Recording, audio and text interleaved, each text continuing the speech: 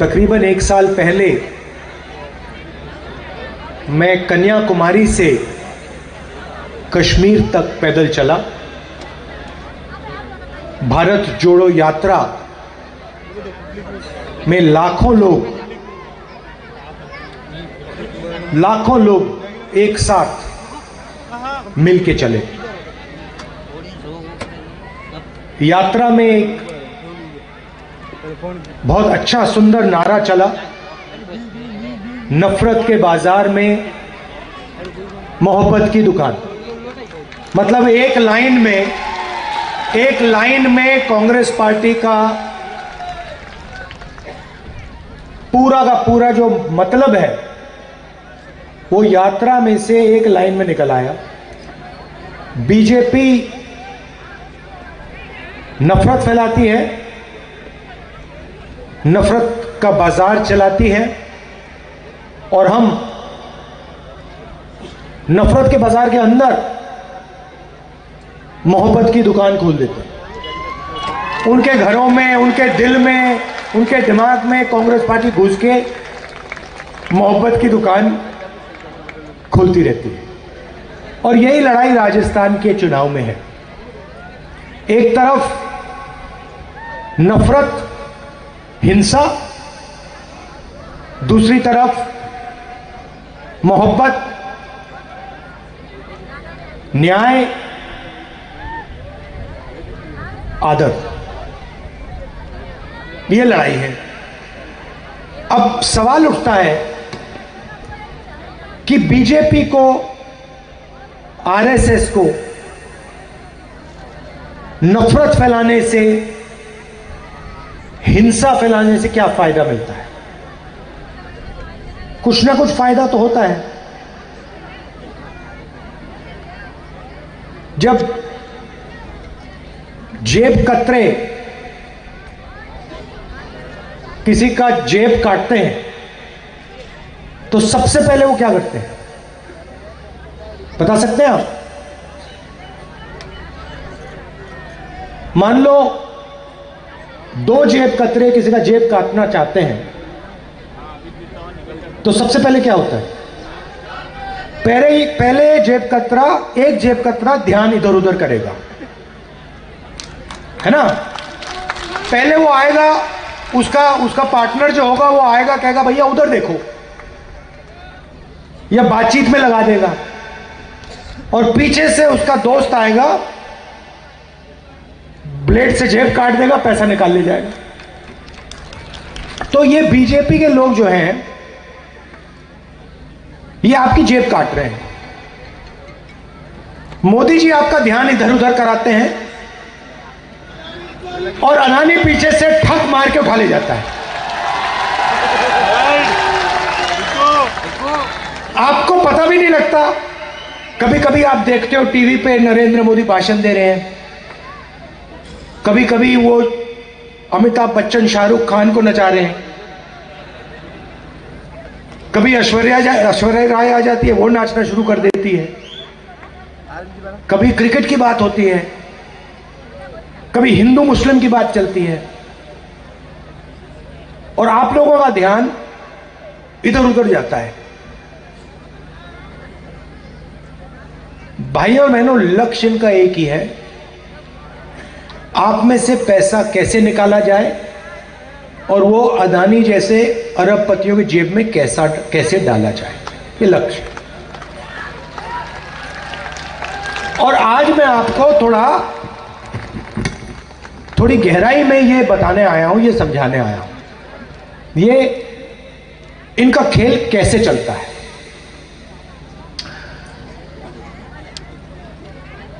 देश में पिछड़ों की आबादी कितनी है, कोई बता सकता है? हाँ, कम से कम 50% देश में पिछड़ों की आबादी है, ठीक है? आदिवासियों की कितनी होगी? तकरीबन 12% हिंदुस्तान में आदिवासियों की है और 15% दलितों की है। मगर सबसे बड़ी आबादी देश में पिछड़ों की है।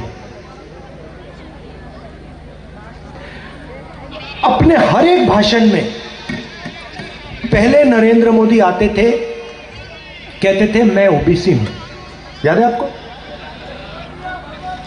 याद है? हाँ, क्या पनौती पनौती पनौती, वो अच्छा भला वहां पे, अच्छा भला हमारे लड़के वहां पे वर्ल्ड कप जीत जाते, वो वहां पे पनौती हरवा दिया। टीवी वाले ये नहीं कहेंगे, टीवी वाले ये नहीं कहेंगे, मगर जनता जानती है। तो पहले कहते थे मैं ओबीसी हूं, हर भाषण में ओबीसी, पिछड़ा हूं, पिछड़ों का अपमान किया, मेरा अपमान किया, मैं पिछड़ा हूं। मैंने पार्लियामेंट हाउस में जाति जनगणना पर भाषण किया और मैंने कहा देखिए मोदी जी, देश में पिछड़े लोग कितने हैं यह पता लगाना है। जाति जनगणना को जल्दी से जल्दी कर देना चाहिए।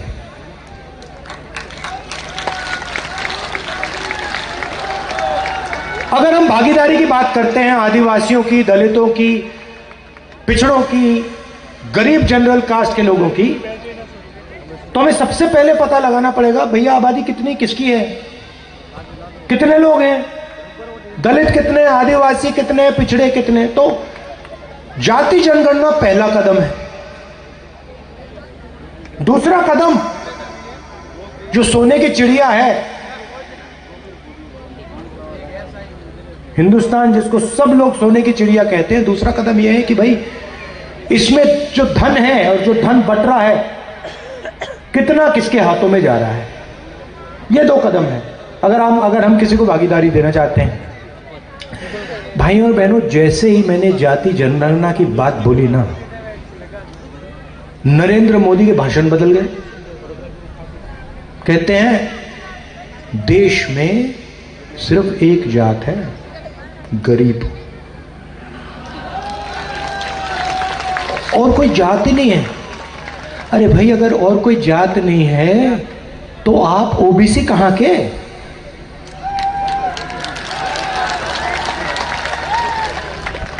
जैसे ही ओबीसी वर्ग को सचमुच में भागीदारी देने का समय आया, नरेंद्र मोदी और आरएसएस कहते हैं देश में कोई जात नहीं है, सिर्फ गरीब है। चुनाव जीतने के लिए 24 घंटा कहते मैं ओबीसी हूं। 12,000 करोड़ का हवाई जहाज में उड़ते हैं, हर रोज नया कपड़ा पहनते हैं। कभी देखा आपने नरेंद्र मोदी को हर घंटा, हर 2-3 घंटे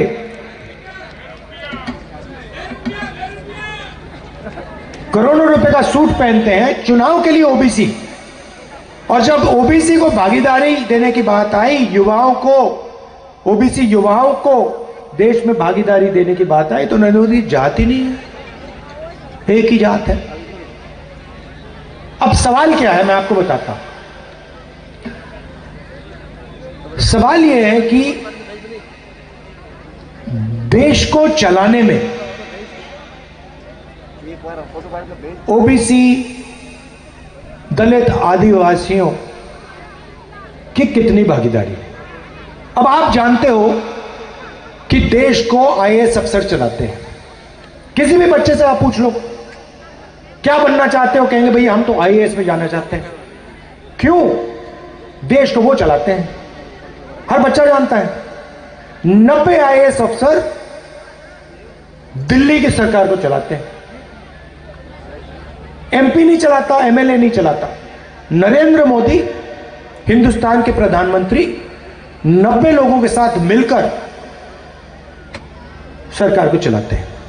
आप देख लीजिए बीजेपी के मंत्रियों का चेहरा देख लीजिए, पार्लियामेंट में आपको दिखेंगे। नरेंद्र मोदी जी उनको कोई काम नहीं देते, उनको बस वहां बैठा रखा है, एमपी को, मंत्रियों को बैठा रखा है। असलियत में नरेंद्र मोदी और 90 लोग देश को चलाते हैं। तो मैंने पार्लियामेंट में सवाल पूछा, अगर ओबीसी की भागीदारी है तो 90 में से ओबीसी कितने, 90 में से दलित कितने, 90 में से आदिवासी कितने? ओबीसी की आबादी 50% है, कम से कम 90 में से 45 ओबीसी होने चाहिए। और अगर 100 रुपए खर्च हो रहे हैं तो 50 रुपए ओबीसी अफसरों को खर्च करने चाहिए। सिर हिला रहे हैं आप, बात तो सही है ना? अगर बजट में 100 रुपए खर्च हो रहे, आदिवासियों की आबादी 15% है, ठीक है, तो कम से कम 10% खर्चा तो ओबीसी अफसरों का होना चाहिए। सच्चाई क्या है? सच्चाई है कि 90 में से सिर्फ 3 अफसर ओबीसी वर्ग के हैं। और अगर हिंदुस्तान की सरकार 100 रुपए खर्च करती है तो ओबीसी अफसर 5 रुपए उसमें से खर्च करते हैं। तो ओबीसी का कोई भागीदारी नहीं है, सरकार चलाने में कोई भागीदारी नहीं। अब अगर आप इस बात से हैरान हुए तो फिर आदिवासी की सुन लो, दलितों की सुन लो। 90 में से 3 आदिवासी अफसर हैं और 100 रुपए में से 10 पैसे का निर्णय आदिवासी अफसर लेते हैं। तो यह सवाल मैंने उठाया और सारे के सारे बीजेपी के लोग चुप हो गए, चुप हो गए। और नरेंद्र मोदी के मुंह से ओबीसी शब्द गायब हो गया। बोलते नहीं अब ओबीसी, मैं ओबीसी हूं, अब नहीं बोलेंगे। क्यों? क्योंकि हो क्या रहा है, उनकी योजना के बारे में आपको बताना चाहता हूं। बीमा योजना को लीजिए। बीमा योजना में 35,000 करोड़ रुपए सरकार के लगते हैं। पैसा कहां से आता है? जीएसटी से आता है। सही बात? अब आपने वो सफेद शर्ट पहनी हुई है, जितना पैसा आप उस शर्ट के लिए दोगे जीएसटी में, उतना ही पैसा अदानी देगा अगर वो उस शर्ट को खरीदेगा। आप 1 लीटर आदिवासी युवा मोटरसाइकिल में 1 लीटर पेट्रोल भरता है, जितना पैसा उसके जेब से निकलता है उतना ही पैसा अदानी जी के जेब से निकलेगा अगर वो 1 लीटर पेट्रोल खरीदेगा। तो ओबीसी कौन, तो जीएसटी कौन देते हैं? गरीब जनरल कास्ट के लोग, आदिवासी, दलित और पिछड़े लोग। अब फसल बीमा योजना में 35,000 करोड़ रुपए आया, जीएसटी से आपने दिया। 20,000 करोड़ रुपए हिंदुस्तान की सरकार ने फसल बीमा योजना में डाला। 10,000 करोड़ रुपए सरकार, स्टेट की सरकारों ने फसल बीमा में डाला और 5,000 करोड़ रुपए हमारे किसानों ने फसल बीमा योजना में डाला। नरेंद्र मोदी जी ने 35,000 करोड़ रुपए 16 कंपनियों को पकड़ा दिए। 16 को, 17 को नहीं, 16 को। ये लो 35,000 करोड़ रुपए, किसका पैसा? जीएसटी का पैसा, दलितों का, आदिवासियों का, पिछड़ों का, गरीब जनरल कास्ट का। उन 16 कंपनी में आपको ना एक आदिवासी मिलेगा, ना एक दलित मिलेगा, ना एक ओबीसी मिलेगा। तो मेरा कहना है, नरेंद्र मोदी जी की योजना में जीएसटी से पैसा लिया जा रहा है, आपके जेब से पैसा लिया जा रहा है और हिंदुस्तान के सबसे बड़े उद्योगपतियों को दिया जा रहा है। जब बीमा लेने का समय आता है, किसान जाता है, कहता है भैया मेरा खेत बर्बाद हो गया, ओला गिर गया, ज्यादा पानी आ गया, तूफान आ गया। लोग ऐसे होंगे जिनको इलाज की जरूरत पड़ी, किसी को कैंसर हुआ होगा, किसी को दिल का दौरा पड़ा होगा, चोट लगी होगी। यहां पे किसी ने इलाज के लिए 1 रुपया दिया? फ्री में, फ्री में 25 लाख रुपए इलाज मुफ्त है। तो ये पैसा कहां जा रहा है? ये पैसा अदानी की जेब में तो नहीं जा रहा ना। ये पैसा पिछड़ों के जेब में जा रहा है, दलितों के जेब में जा रहा है, आदिवासियों के जेब में जा रहा है, गरीब जनरल कास्ट के लोगों में जा रहा है। वो कहते हैं मोदी की गारंटी। आपको 15 लाख रुपए मिल गए नरेंद्र मोदी गारंटी वाले। जब यहां पे आपकी गाय की बीमारी आई थी, लंपी कहते हैं उसको, बीजेपी वालों ने डिक्लेयर ही नहीं किया। वो 24 घंटे गौ माता की बात करते हैं, मगर जब गौ माता बीमार हुई तो मदद किसने की? कांग्रेस पार्टी। तो ये गौ माता का प्रयोग करते हैं, मगर जब गौ माता को इनकी जरूरत होती है तो बीजेपी वाले नहीं दिखेंगे, गायब हो जाएंगे। मुझे आप बताओ, नोटबंदी से हिंदुस्तान के किसी गरीब व्यक्ति को फायदा हुआ? जीएसटी से किसी गरीब व्यक्ति का फायदा हुआ? नरेंद्र मोदी ने 14 लाख करोड़ रुपए 10-15 उद्योगपतियों का माफ किया। मतलब 14 लाख करोड़ रुपए अरबपतियों के माफ किए। उसमें मुझे ओबीसी दिखा दो, दलित दिखा दो, आदिवासी दिखा दो, कहां है वो? एक भी नहीं उसमें। हम किसान का कर्जा माफ करते हैं 50% ओबीसी को, 14% दलित को, 12% आदिवासी को। सीधा हम स्वास्थ्य की योजना लाते हैं, सीधा ओबीसी की जेब में पैसा। तो ओबीसी की सरकार, दलितों की सरकार, आदिवासियों की सरकार हम चला रहे हैं, वो अरबपतियों में चला रहे हैं, अदानी की चला रहे हैं। अब हमने राजस्थान में 7 गारंटी की है। इसमें आप मुझे बता दो, अदानी को किस गारंटी से फायदा मिल रहा है? बता दो मुझे। एक हमारी योजना नहीं है जिसमें अदानी जैसे लोगों को फायदा हो रहा है। मनरेगा से अदानी को फायदा नहीं होता, भोजन के अधिकार से नहीं होता, पैसा कानून से नहीं होता, जमीन अधिकरण बिल से नहीं होता। वो कर्जा माफ करते हैं 14 लाख करोड़ रुपया, नोटबंदी करते हैं, जीएसटी करते हैं, किसान के कानून ले आओ उठा के। पूरा का पूरा फायदा अदानी जी के लिए करा। वो शुक्र है किसान खड़े हो गए, रोक दिया उन्होंने। कांग्रेस पार्टी खड़ी हो गई, हमने रोक दिया, नहीं तो भारी नुकसान होता है हिंदुस्तान के सब किसानों का। तो हमने 7 गारंटी की है। और शायद सबसे जरूरी गारंटी, ये जो हमारी महिलाएं बहनें आई हैं, माताएं आई हैं, आपके लिए है। राजस्थान के हर घर में एक महिला को 10,000 रुपए साल के बैंक अकाउंट पे कांग्रेस पार्टी डालेगी।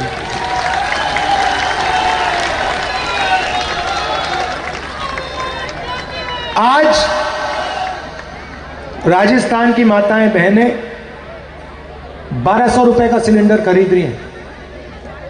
नरेंद्र मोदी आए थे, यूपीए की सरकार 400 रुपए का सिलेंडर था, कहते थे ओ देखो 400 रुपए का सिलेंडर हो गया। उनके समय 1200 का हो गया। किसी भी भाषण में नहीं कहते कि भैया 1200 का सिलेंडर है। चुनाव के एकदम बाद कांग्रेस पार्टी की सरकार जैसे ही बनेगी, वैसे राजस्थान में 500 रुपए का सिलेंडर हम दे देंगे।